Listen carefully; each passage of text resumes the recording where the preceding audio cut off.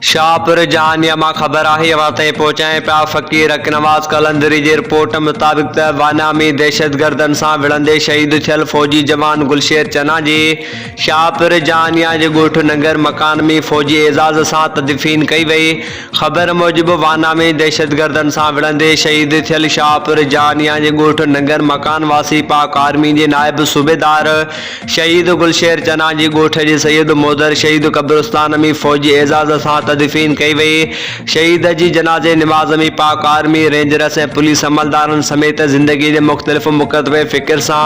साड़ियल माण्हुनि वॾी अंग में शिरकत कई जॾहिं त फ़ौजी दस्ते पारां शहीद जे मड़ खे सलामी ॾेई खेसि क़ौमी झंडे में वेड़े तदफ़ीन करण बैदि संदसि कब्रिस्तान ते गुलस्ता चाढ़े करे शहीद जी मग़फ़िरत लाइ इज्तिमाही दुआऊं पिणु घुरियूं वयूं। ॿुधाए पियो वञे त